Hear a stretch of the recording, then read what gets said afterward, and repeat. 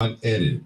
You already know what it is. All right, people, y'all know what it is. Uncut, unedited. Come on in, come on in, come on in. All right, people, this is where we tell the truth. Tell the truth. And what we and do. Shame the devil. Come on tell in, the people. Truth and shame the devil. You all already right, know people. what it is. Y'all know Live, what it is. Uncut, unedited. You already know what it is. Live, uncut. All right, people, y'all know what time it is. Come on in, and we want to help this family justice.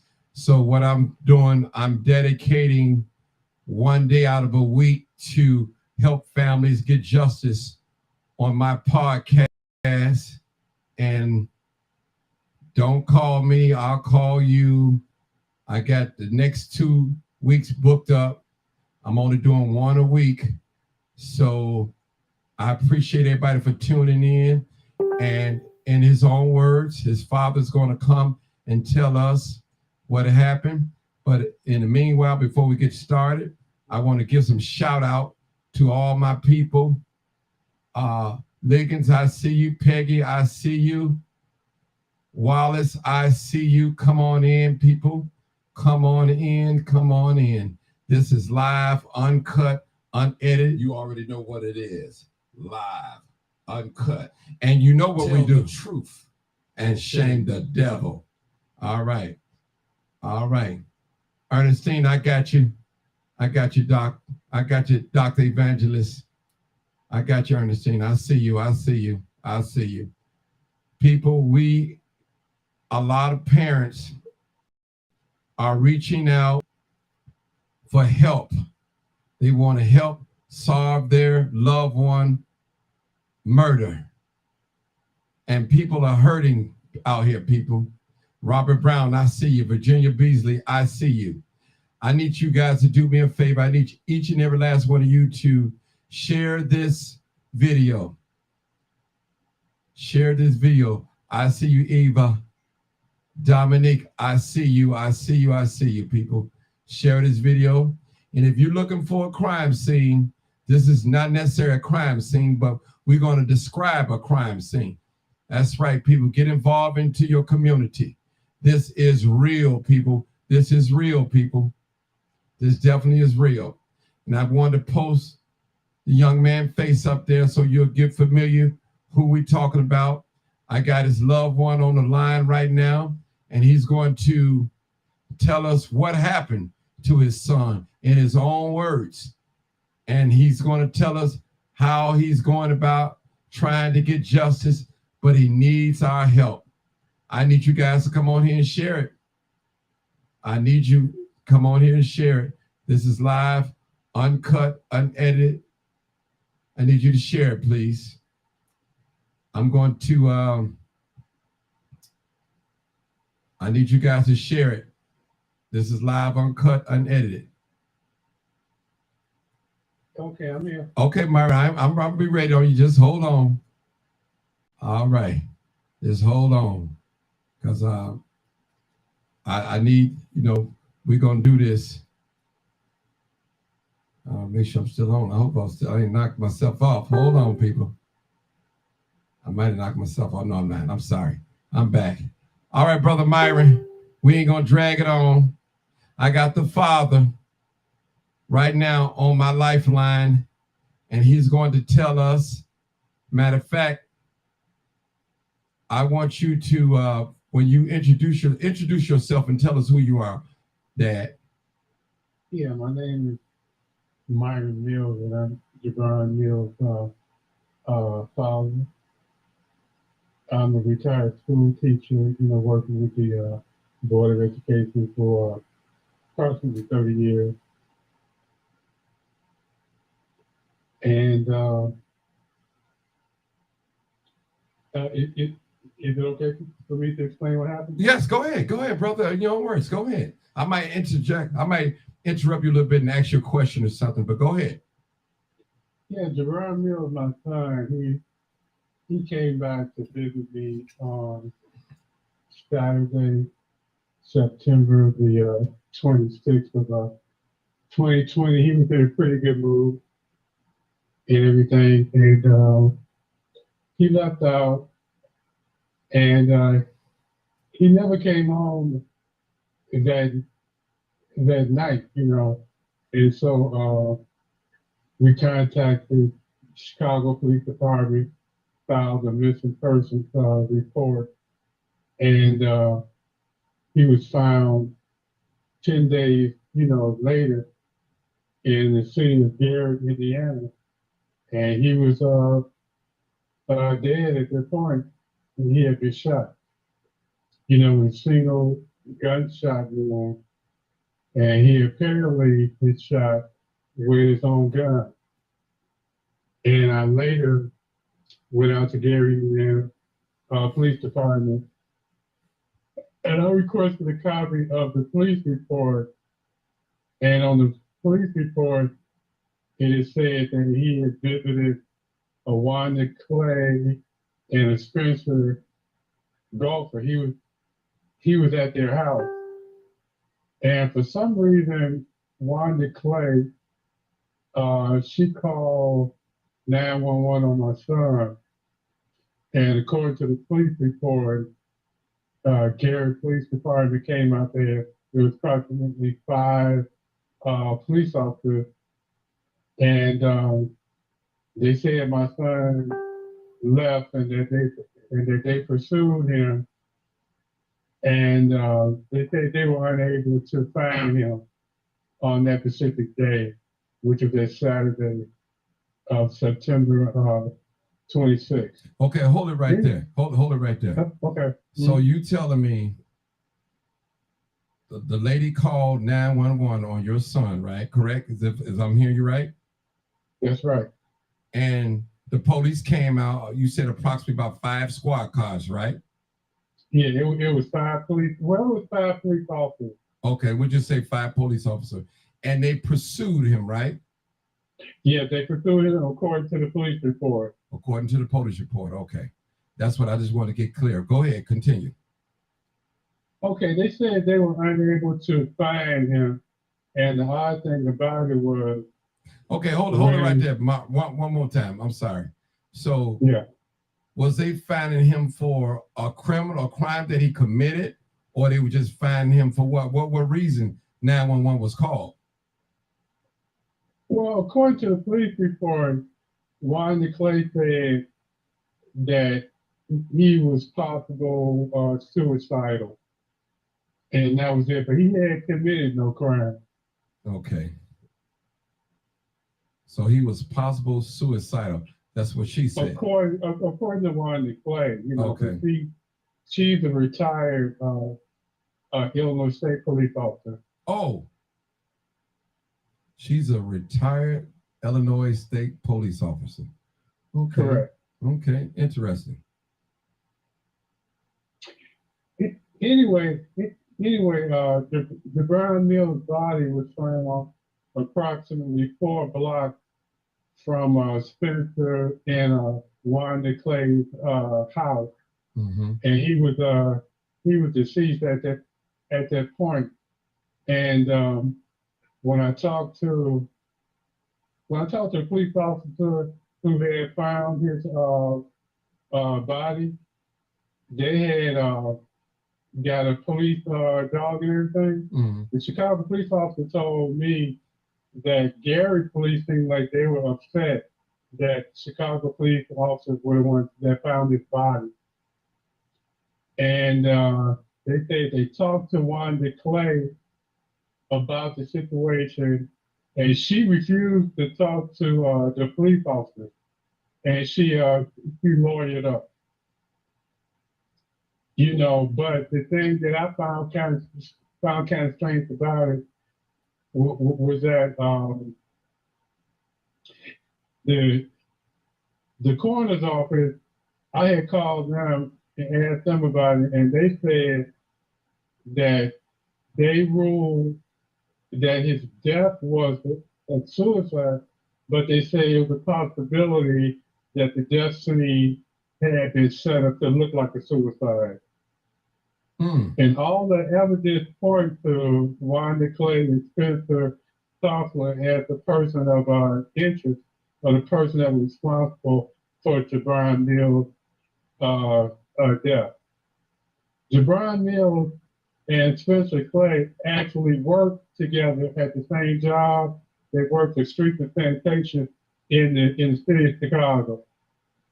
And Spencer was supposed to have been a resident of the city of Chicago to work there. And I believe that it's a possibility that they may have got into an argument, and my son may have threatened Spencer that he was going to reveal where he really lived at, which is Gary, Indiana, which is where he lives. Mm-hmm. And if this hadn't been reported, Spencer would have lost his job, which would have been, hundreds of thousands of dollars over a period of time. So he had a motive, he had ability, he had the opportunity. Wanda Clay, who had said on a police report that he was suicidal, and then the strange thing about it was when they found the gun was under his body. And it would have been physically impossible for you to shoot yourself with a 45 and then you wind up with the gun being under your body, as far as that's concerned. And then the other thing that was odd too was that I think I had mentioned about what the coroner office had said, Mm-hmm. but they, for some strange reason, the coroner's office decided to burn Jabron's clothes, which could have provided DNA evidence, maybe fingerprints, but his clothes were actually burned.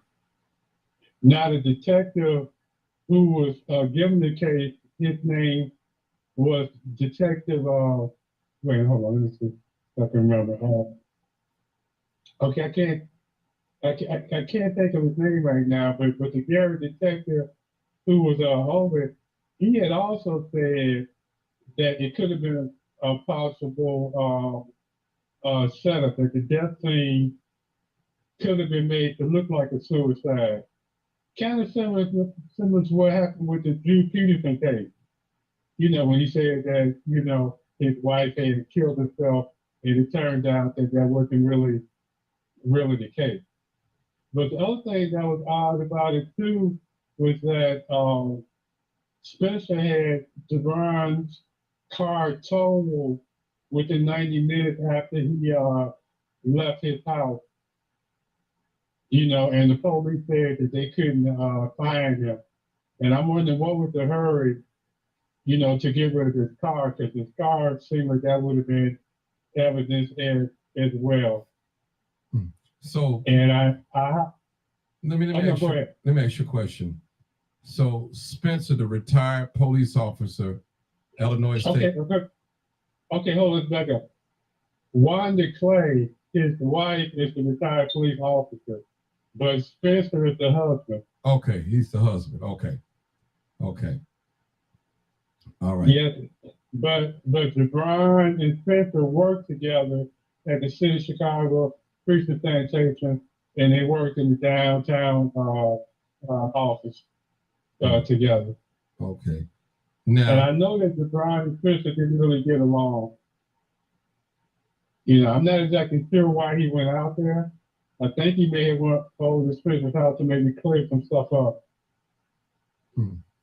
Okay, well, remember we had talked earlier, and you said if something happened to him, to check these two people. Yeah, he had written a note, and on the note he had mentioned Spencer and Tommy Johnson, who happens to be a commissioner with Streets of Sanitation, and he said if I died, he mentioned Spencer and Tommy Johnson. He was pointing to look at them as if they may have had something to do with his death. I hired an independent detective, and I explained to him everything that happened, and he just said it didn't really add up. Oh, the other thing I want to mention too is that Spencer told Gary police that my son tried to rob him on the same day. And I'm trying to figure, why would you try to rob somebody and then go back to their house and hang out and talk and everything and everything? You know, it didn't really make a lot of sense. And your son got $100,000 job, city job. That's correct. He made over $100,000 a year, and I gave him $200 earlier that day. And later on, Gary Police Department, months later, they gave me the money back. You know, but I mean, that didn't really prove anything. And then Spencer accused my son of robbing him, and then he later dropped the charge. But the other thing that was odd about it was Spencer decided to retire from streets and sanitation before they found my son's body. He retired his job. And when they found my son's body, he had no shoes on his feet, and he was found in a untreated wooded area with no shoes on his feet and no damage to the bottom of his feet, which would have been physically impossible. And then a couple of days later, Spencer showed up to the streets and sanitation job with my son's shoes, and he showed it to coworkers there as if he was bragging or something. He didn't admit to doing anything, but I thought it was odd that he showed up with the shoes. And I talked to the coroner's office, and they verified that when they found his body, there were no shoes on his feet.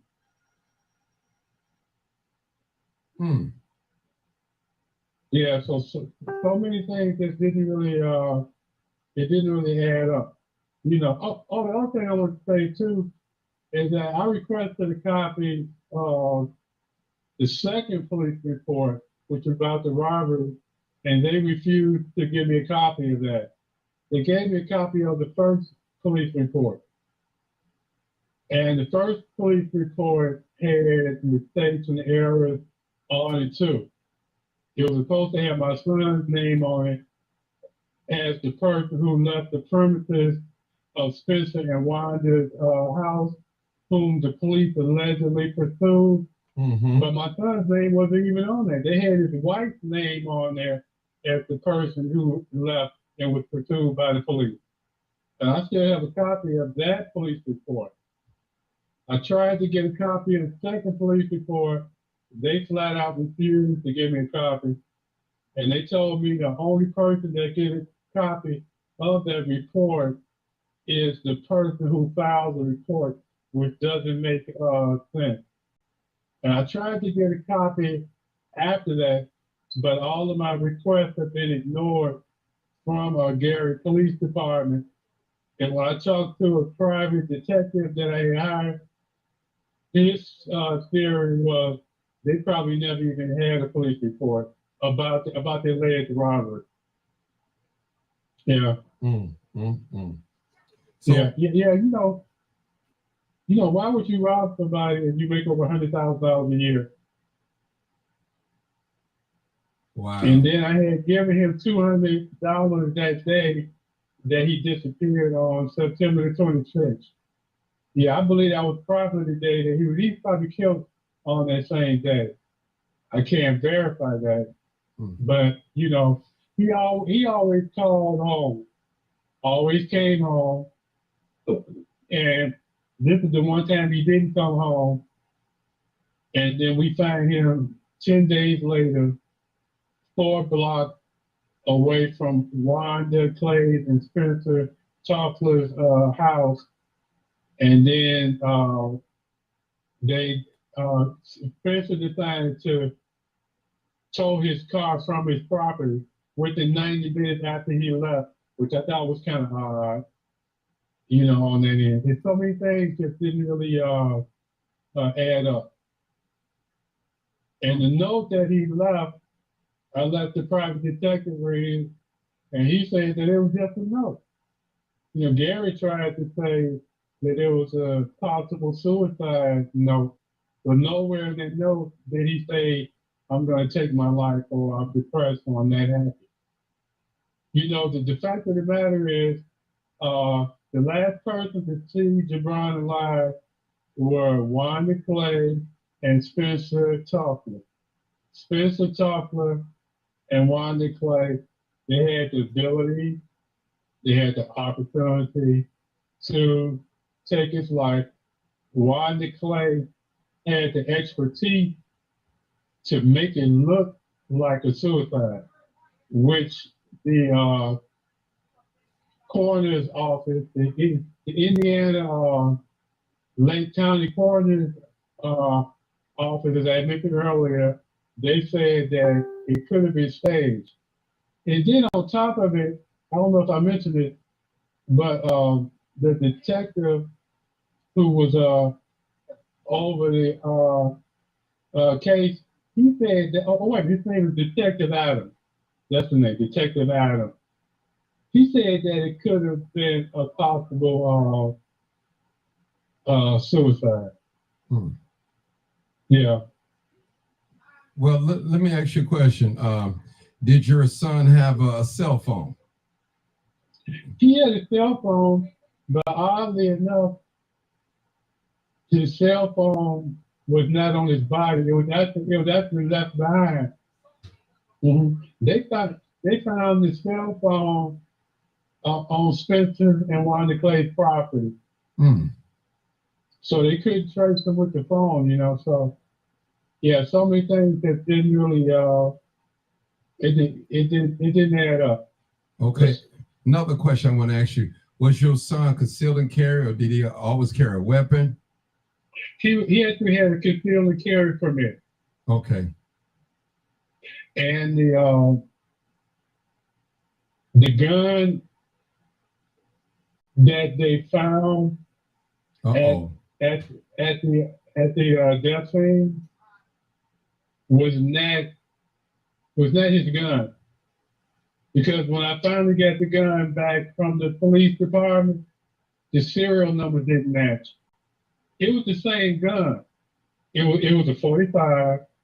It was the same gun, but it was a different serial number, which means Garrett Police Department gave me back a different gun.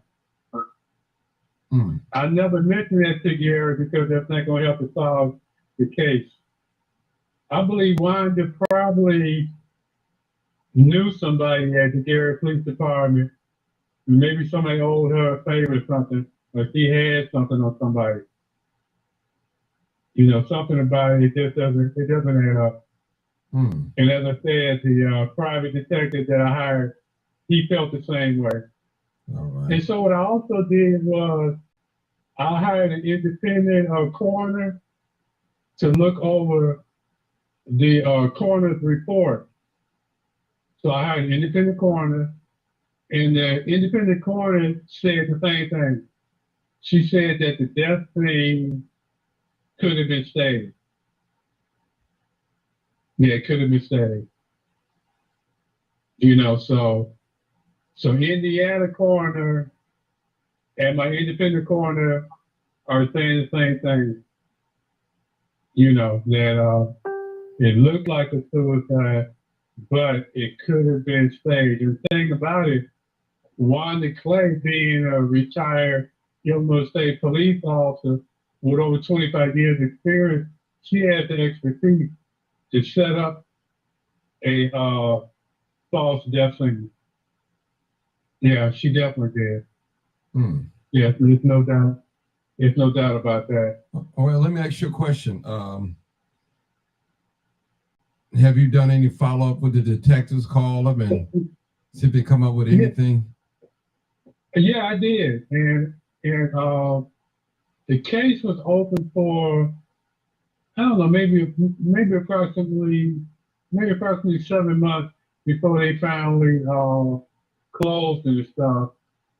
And when I talked to Detective Adams, you know, he's trying to tell me that he believes what the coroner said, and he actually indirectly threatened me over the phone. He basically told me to stop writing letters, you know, don't send him any letters or anything about my son, and that other detectives looked at it and they kind of they can't agree with the finding that the coroner had said. But keep in mind, the coroner said that the death scene could have been set up, but they believed that it was a suicide. But why would you rob somebody and you make over $100,000 a year, and then why would you return back to their house on the same day? And then why would they tow his car 90 minutes after he left? You know, not to mention the fact that my son had a bad leg, he had a limp. So I don't see how he was able to avoid 5 police officers that were allegedly pursuing him, according to the first police report that I still have. Yeah. Hmm. Well, let me just say this to you, brother, to you and your wife. I know both of you guys. As I said to you, we spoke beginning of the week, and I said, you are his voice. And if you be silent, there's nothing going to get done. So you have to keep fighting, pushing, finding ways to get to the bottom, which I believe you got to the bottom, but we need some justice. Right. I've not given up. I've been sending letters, I sent letters to the state's attorney. I sent letters to the mayor of Gary. I sent letters to Rob Emanuel, who was someone that knew my son. He used to be mayor of Chicago. So it's just tough. But no, I haven't given up. Okay. Yeah, I'll never give up. Now, let me ask you a question. What made Chicago police come in Gary to do a search for your son? Well, I talked with a police officer that I personally know, and she said she's a female police officer that still works in Chicago, and she said that the reason why Chicago went out there and went across state lines is because it was a missing person report was signed in Chicago, and the fact that he was a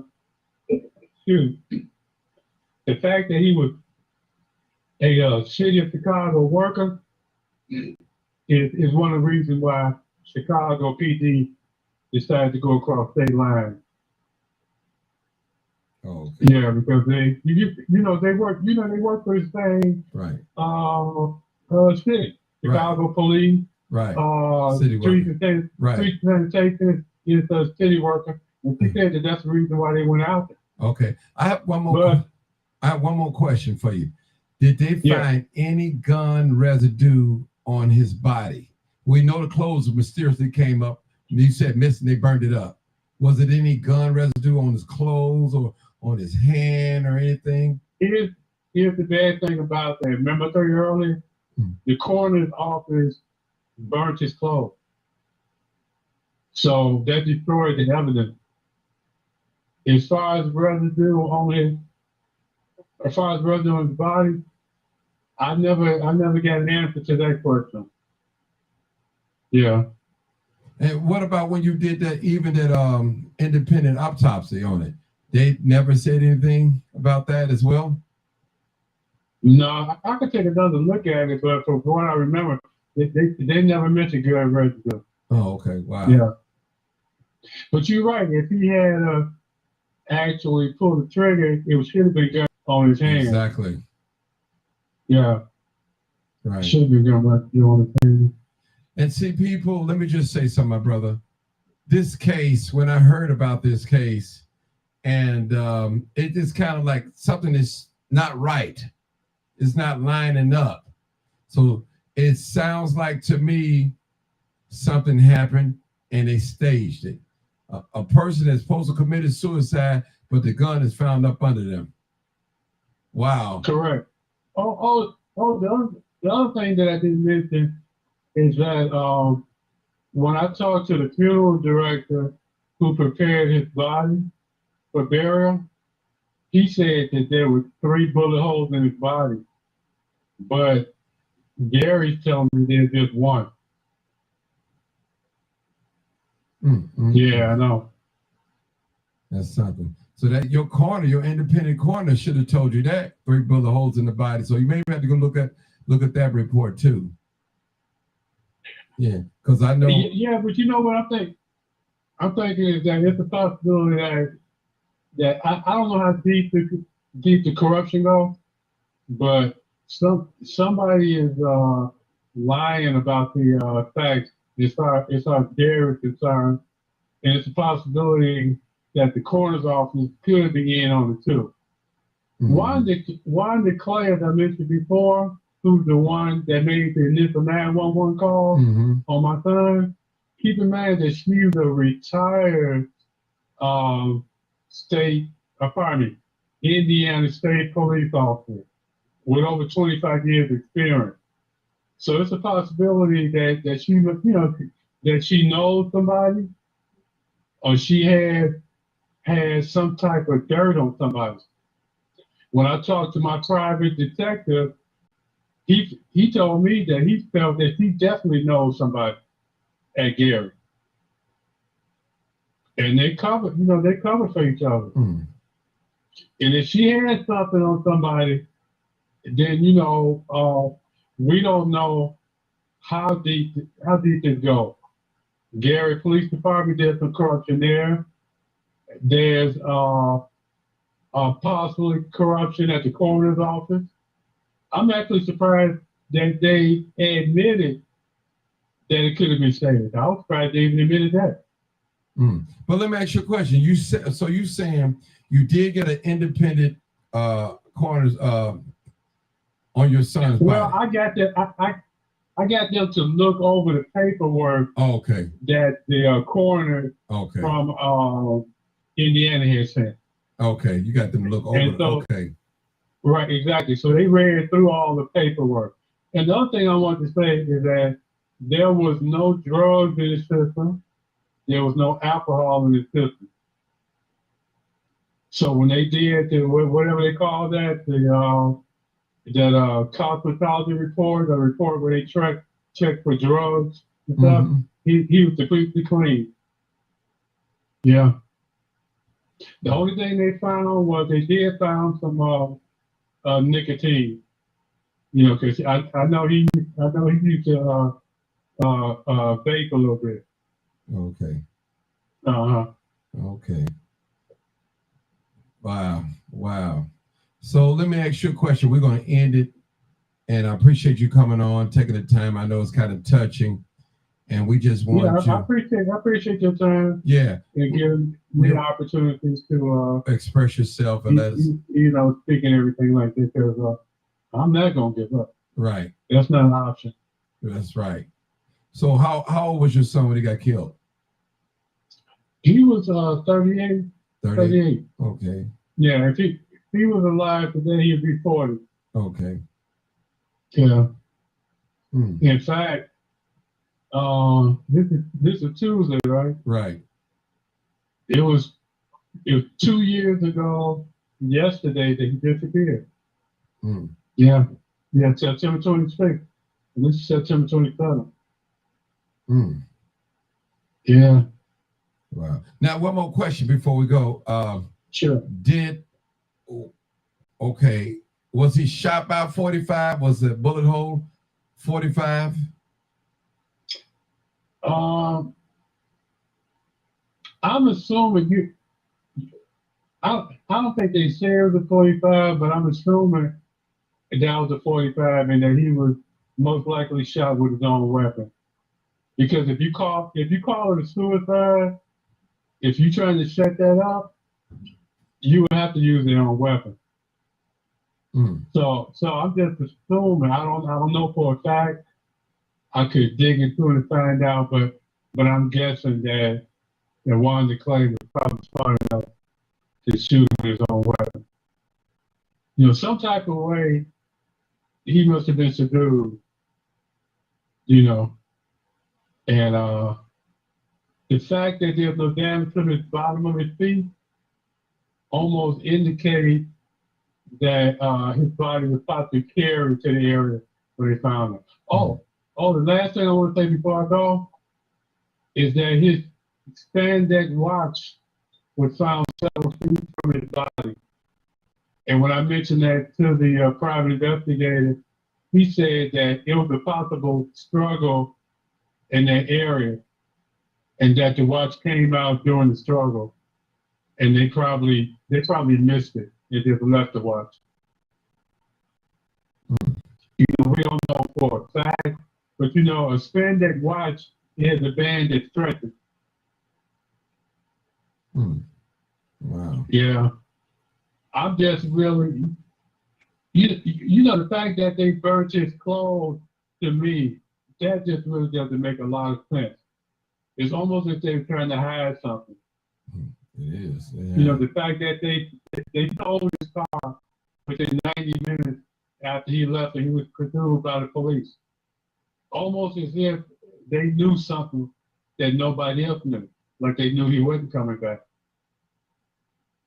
You know. Yeah, but they definitely, as I said, Spencer had his car towed. Okay, who towed the car? Where's the car at now? I mean, the car was towed to Gary towing place, and we got the car back. Okay. Yeah, but there was something else I wanted to say.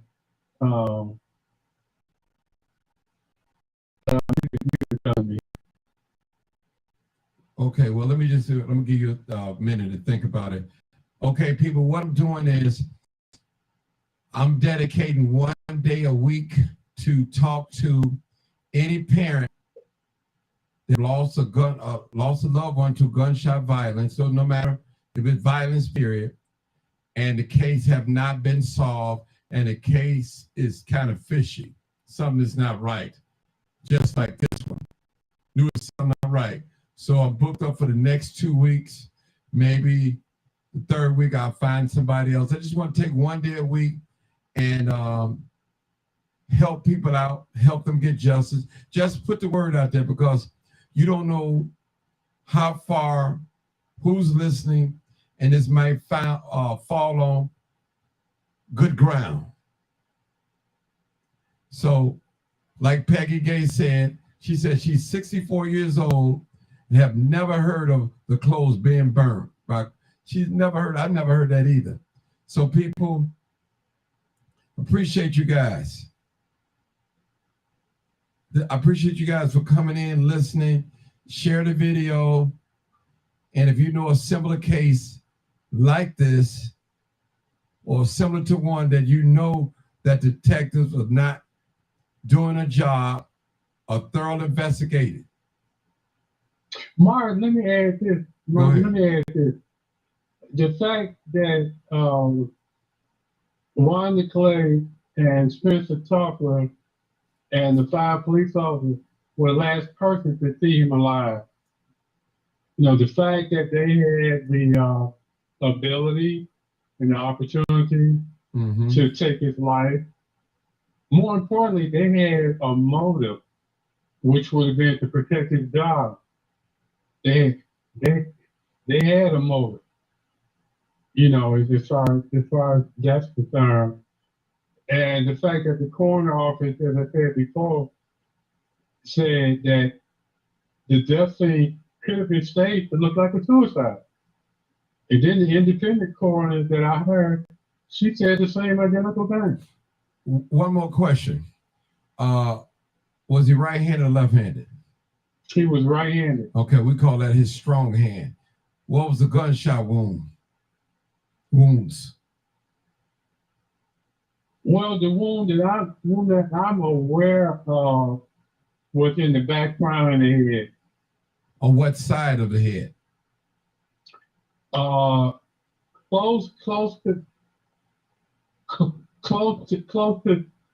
neck to top crown. Okay. Okay, what I'm saying, Brother Meyer, close to the back. What I'm saying is, which side? You know, it could have been either side. You think it was closer to his strong hand or closer to his opposite side, which is not as It strong. was, it was closer to the middle. It's closer to the middle. Okay. Now I actually saw a picture of the one gunshot wound, and it was an accident. I didn't want to see it, but I actually saw the picture and stuff like that. So, and it actually haunts me. brother, but It's hard to get. you need the truth. You know, sometimes that it takes us to get haunted, and we have to see some things, and it make us act when we see some things. Sometimes we. Oh wait a minute, Martin. Oh, Martin, I just figured out what I wanted to say. Okay, go ahead. When he brought my son's shoes to work and showed the co-workers there are people that are still with Streets and Sanitation that can verify what I'm saying. Yeah. Hmm.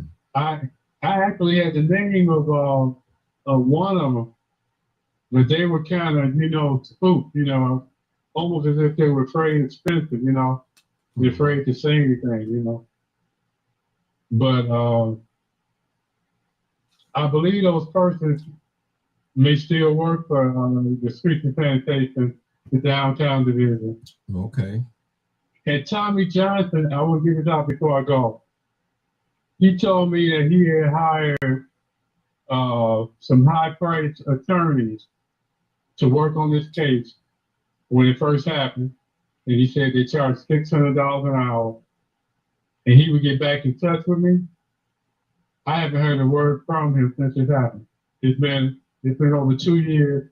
And Tommy Johnson, the odd thing about it, as I said earlier, he was mentioned in that last letter when my son said that if I die, look at Spencer Toffler and Tommy Johnson.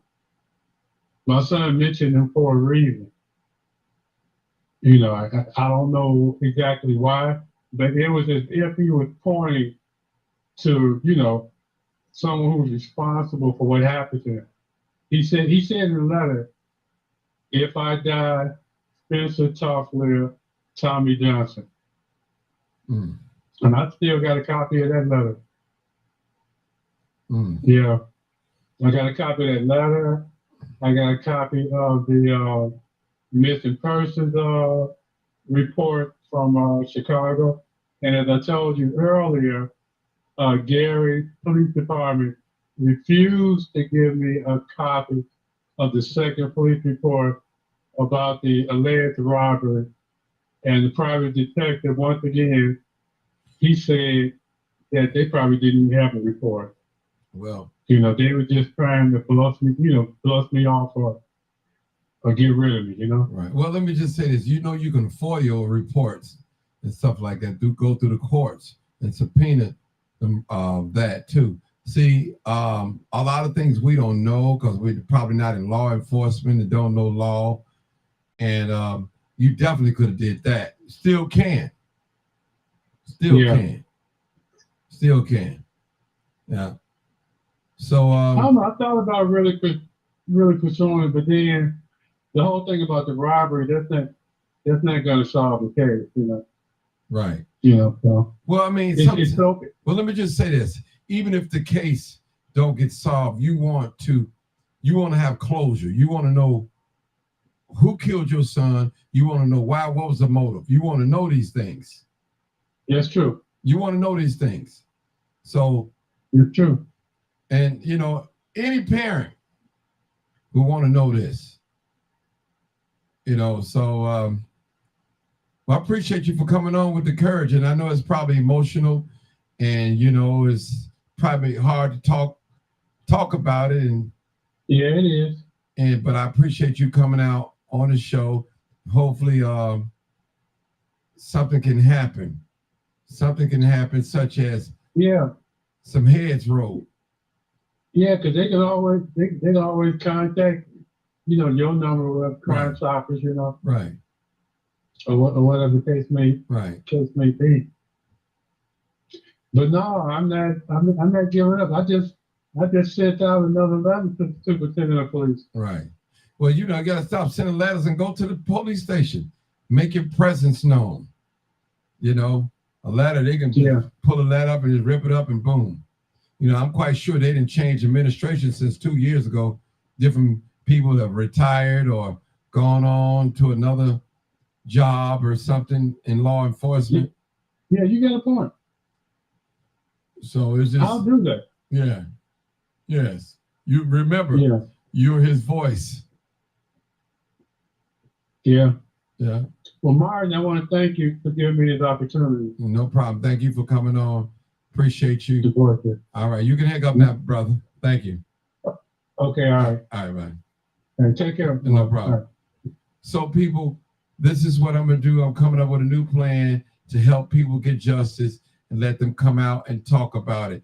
And trust me, people, I don't know how it feels to lose a son or a daughter to gun violence. Don't know. But if I can use my platform to help parents get justice or to have some type of closure, I think I've done my job. Remember, I'm here to serve. I'm not here to be served. All right, let's get that clear. I'm not for sale, nor I'm for hire. And I always say, there's not one case that I ever help family members to say that I can charge them or try to get some money out of them or go to bed. I like to put that out there. I like to keep my integrity. I'm still standing on what's right. Thank God for the beautiful platform. So many haters out there, but let them hate. I'm still standing. And I always say, be careful how you treat the crime chaser. You just might need them one day. You just might. You never know. But shame will come all over your head and in your face to keep you for asking for help. Because you know when you have wronged somebody, it's hard to humble yourself and say, I'm sorry. So I appreciate every last one of you for your support, for your prayers, and for your honesty. And hey, let's help these families get justice. It's him today, and it might be us tomorrow.